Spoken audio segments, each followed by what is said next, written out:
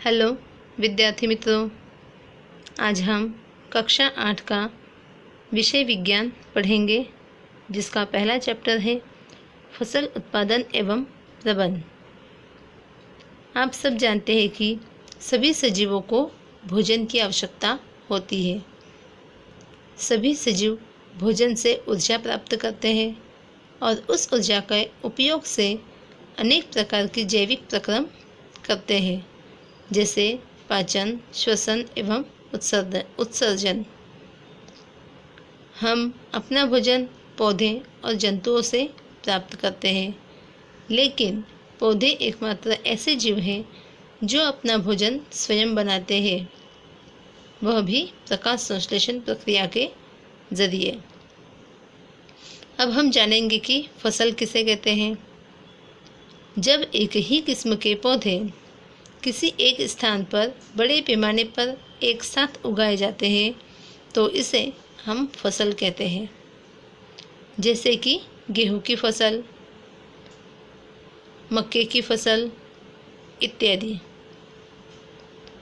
आप जानते हैं कि फसलें अलग अलग प्रकार की होती हैं, अन्न, सब्जियां और फल।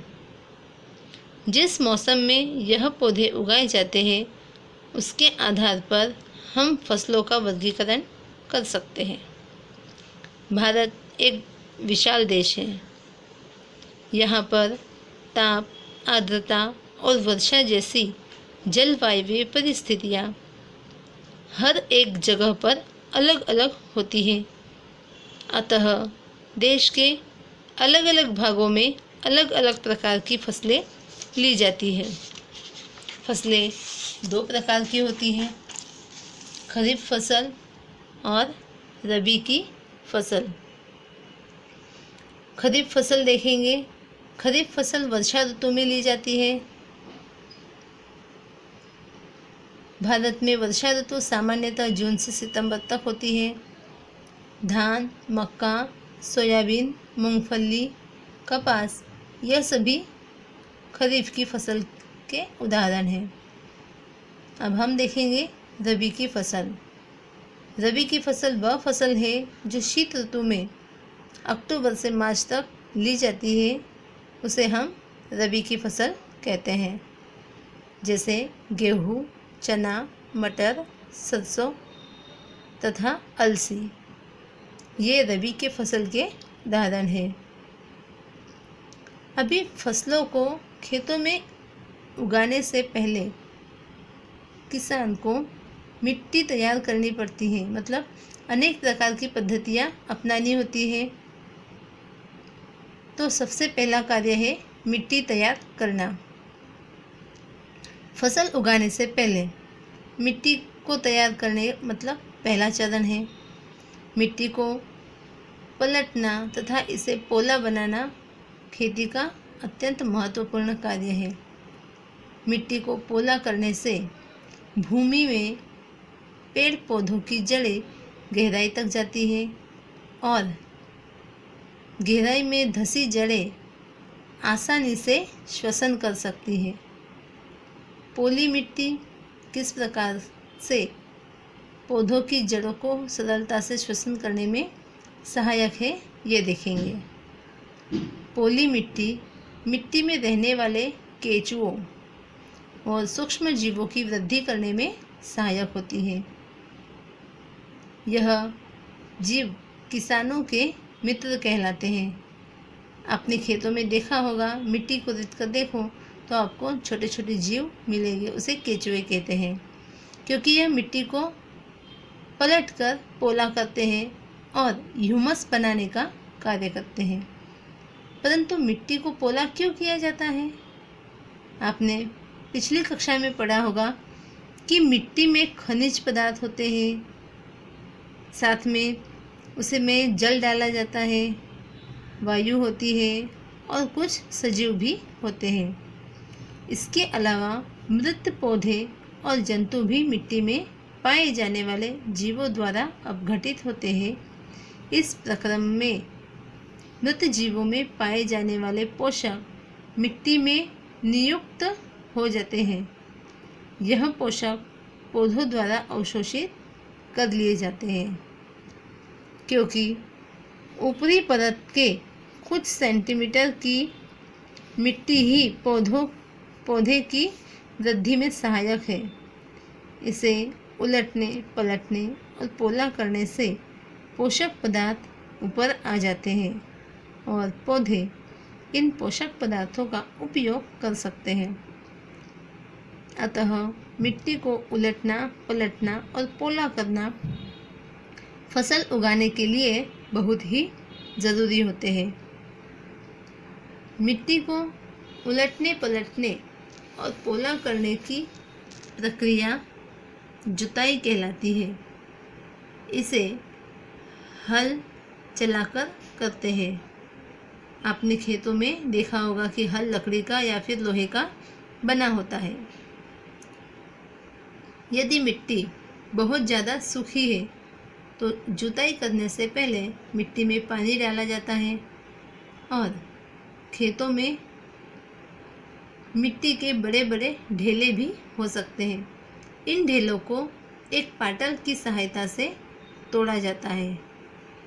बुआई और सिंचाई के लिए खेत को समतल करना आवश्यक होता है। यह कार्य पाटल द्वारा किया जाता है। पाटल के द्वारा जो मिट्टी के बड़े बड़े ढेले होते हैं उसे तोड़कर मिट्टी को समतल किया जाता है। कभी कभी जुताई से पहले खाद भी दी जाती है। इससे जुताई के समय खाद मिट्टी में भली भांति मिल जाती है। बुआई से पहले खेत में पानी दिया जाता है। सूखे खेत में तो हम बीज नहीं बो सकते, इसीलिए बुआई करने से पहले किसान खेतों में पानी डाल देते हैं। अब हम देखेंगे कृषि के औजार। अच्छी उपज के लिए बुआई से पहले मिट्टी को भुरभुरा करना आवश्यक होता है। यह कार्य करने औजारों से किया जाता है। यह कार्य अनेक औजारों से किया जाता है। हल, कुदाली एवं कल्टीवेटर इस कार्य में उपयोग किए जाने वाले प्रमुख औजार हैं। अब देखेंगे हल। प्राचीन काल में ही हल का उपयोग जुताई, खाद, उर्वरक मिलाने, खरपतवार निकालने एवं मिट्टी खुरचने के लिए किया जाता रहा है। यह औजार लकड़ी का बना होता है और 2 जोड़ी बेलों की सहायता से खींचा जाता है। इसमें लोहे की मजबूत तिकोनी पत्ती होती है जिसे हम फाल कहते हैं। हल का मुख्य भाग लंबी लकड़ी का बना होता है जिसे हल शैफ्ट कहते हैं। इसके एक सिरे पर हैंडल होता है तथा दूसरा सिरा जोत के डंडे से जुड़ा होता है जिसे बेलों की गर्दन के ऊपर रखा जाता है। एक जोड़ी बेल एवं एक आदमी इसे सरलता से चला सकता है।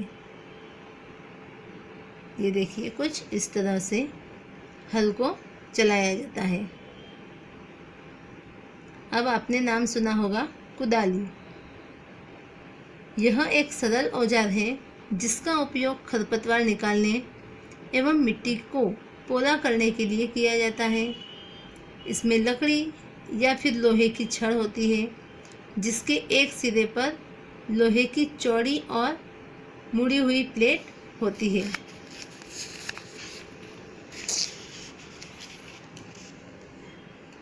अगला औजार है कल्टीवेटर। आजकल जुताई ट्रैक्टर द्वारा संचालित कल्टीवेटर से की जाती है। कल्टीवेटर के उपयोग से श्रम और समय दोनों की ही बचत होती है।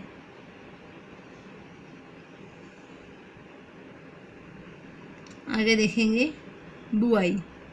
बुआई फसल उत्पादन का सबसे महत्वपूर्ण चरण है। बोने से पहले अच्छी गुणवत्ता वाले साफ एवं स्वच्छ बीजों का चयन किया जाता है। किसान अधिक उपज देने वाले बीजों को प्राथमिकता देते हैं।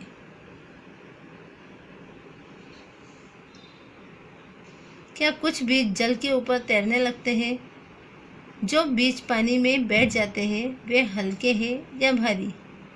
आपने देखा होगा कुछ अनाज के दानों को आप पानी में डालकर देखिए तो कुछ अनाज के दाने पानी के ऊपर तैरने लगते हैं क्योंकि वो हल्के होते हैं, और जो भारी है मतलब जो सही तरीके से अच्छे पका हुआ बीज है वह पानी के नीचे चला जाएगा और इस कारण हल्के होते हैं। अतः यह जल पर तैरने लगते हैं। अच्छे बीज स्वस्थ बीजों को क्षतिग्रस्त बीजों से अलग करके यह एक अच्छी विधि है। बुआई से पहले बीज बोने के औजार के बारे में जानना अत्यंत आवश्यक है।